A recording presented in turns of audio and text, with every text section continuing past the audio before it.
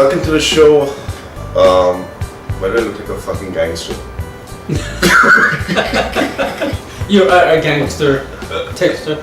So one thing last night which I really enjoyed this experience was shooting the video, the songs, the music, and the whole experience of being at 660 and capturing your tunes which were there, I've heard them before, but I've never, because I was shooting it, I actually got the time to really focus on it. I did see that was LITM, Right. you know, but I was distracted. Yesterday I was in full focus, and then I understood how great the songs were. They were really melodic. They have an Andy's. What am I saying? You explain your songs. I was just saying what I thought about the songs. I mean, I don't know. It's How did these songs come about?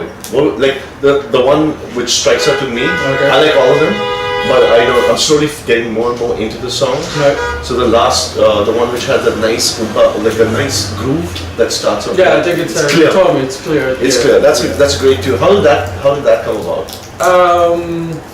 So the riff itself, like the guitar part, I came out with basically by mistake, kind of like thing. You know, I was trying to create different type of riffs.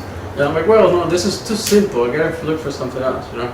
And he did it. You know, I'm like, I can find something else, and then it's actually basically 2 chords. And I'm like, do I keep doing this the whole time? And then I'm like, yeah, fuck it, why not? You know what I mean? And then, you know, lyric-wise, it's. So first the tune preceded the lyrics. Well, in That's this how that case, sounds? yeah, kind of. I mean, somewhat. I have had an idea. A lot of times I do struggle with lyrics and finding what to write about, and also I like to be true to the way I speak and the way I am. So like. Well, what really grips me about your writing and song, what I like personally, there's a lot of space. It's well written, and so otherwise people, you can write 50,000 words, but if you do the imagery of capturing what is, it slowly becomes like a wave that slowly gets you, and that's what I dig about that style of writing. You know, and it's not sung in a conventional way, which I think a lot of people will be interested to know. Where did you get that singing style from? You know, how did that develop? The singing? Yeah. I mean, it's basically all my music is a combination of my whole life of playing and singing, and you know, I never wanted to do really cover songs. I never wanted to play covers. I never really wanted. Yeah, there's some songs that you're like, oh, cool, I learned and played, but I always try to focus only on my stuff, and I always sang like singer-songwriter kind of stuff, but I thought I needed more to build my voice more for the way the things that I wanted to write and do singing was. So I started taking lessons from somebody in Hoboken. His name was Mario Lisanti, and he happened to be. I didn't go to him to learn opera, but he happened to be an opera singer and opera. I did not know that. Okay, that's medical teacher, you know. But he, what he was known for and what he did very well was build a voice for somebody. He could grab anybody and build your voice. Like he was like going to the training for the Olympics. Another thing which your influences. I know your brother played a big part. You know. You want to speak a little more about your brother, because that was great. When I first met you, that was one of the things I just remember very distinctly about his, about his repertoire and what he's done in the music. Well, my brother was influential for me when I was a kid, and then when I was a teenager. A kid when, I guess, well, a lot of people in my family play music and sing and are artists. My uncle as well, he was in the radio and everything. But my brother, since he's my brother, is right next to us, I was his little brother, And I remember seeing him as a kid, like playing guitar with the long hair, cool, and I was like, oh, I want to do that, I want to be like that, What year was that approximately when you Jesus, that was like 76. Wow. The good old days when music really mattered. Yeah. So then when I was a teenager, you know, I was like a metal guitar player. Well, way into my 20s. And my brother is a metal, blues, rock guitar player. And he got to do some really cool stuff with Jolene Turner from Deep Purple Yep. and Rainbow. Then also didn't get to work with him with Ronnie James Dio, Everybody knows that one of the greatest voices ever. which I got to meet and hang out and have conversations with him, which was really cool. But that, yeah, all of that kind of influences, you know, Sure. my playing, my writing, Sure. being a metal guitar player. You know, that's how you get some of the riffs that I get, I guess, that I play. Which also leads me to another angle to you, which I like, is your photography. A lot of people probably are going to say, "Wait, this guy plays guitar, he does photography." Yeah, he's very immersed in the arts, and that's another meaning. Do you find a similarity between photography and music? Do they, in some ways? I mean, obviously they're all arts, but what do you think when your approach? Do you approach them differently or in the same way? I believe everything that has to do with the art is connected. I think I take the same approach to taking pictures, and I think my approach to that is being truthful. You know,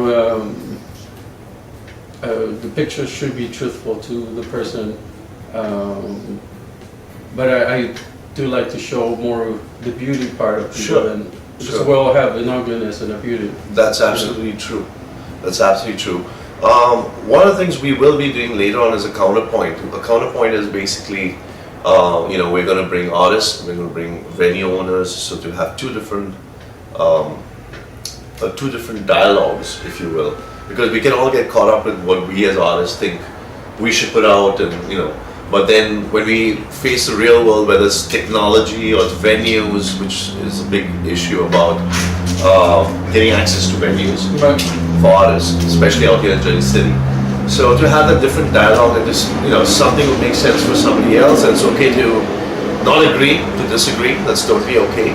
But having a counterpoint keeps us all in check, I think. Otherwise, we can get very lost in our world. well, you gotta get creative and like.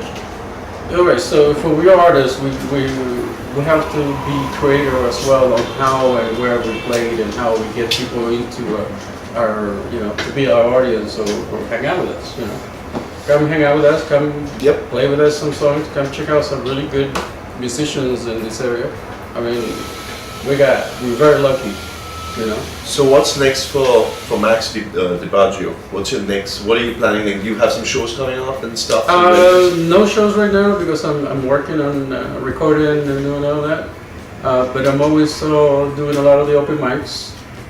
Nick has his Of open course, mic. Nick Chiavetta from Fabulous Productions. Yeah. So that he's if you haven't checked out Nick, you should. He's a stalwart. He's one of the longest running. He's been a huge contribution to the city with his music and with his events as a curator, as well as a great musician with his own band. So when is so you're working? You're looking to play out there at events and just open mics and stuff like that. Yeah, I've been doing a lot of his open mic. I mean, I love to do his open mic. It's a lot of really cool people, like Sure. and a lot of good musicians. Terry Haven, Terry, Pat, Gerald Larry, Lucas. Gerald, Chrissy Roberts, Nicole. Yeah. If you everybody's leave really you cool. out, it doesn't mean Huh? it doesn't mean we don't think you're a great musician. It's just there's so much great Yeah, talent in this town, so many musicians, and not only musician artists and What about everything. Eddie? That's all we know from my side. So we And how about the awesome freaking guy? I know one of the guys from the band. He's really cool. It's a really good band. I know the guy. He's like he's really cool. But the name of the band is Downtown Rock.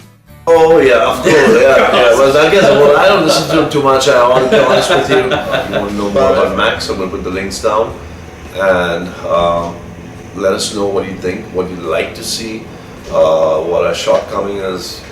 I don't want to disable the comments. Don't leave crap on my freaking site. Okay, we come looking for you. But other than that, positive feedback. Don't tell them your tricks. No, I'm gonna show you Jersey City. Yeah. Show you the, all the great art and music that's going on here. Like I said, we're really lucky. We have tons of talent. Back next Saturday. But this is a trial run. We just want to see what you guys think about it, right? Yeah. Anything else you want to add, guys?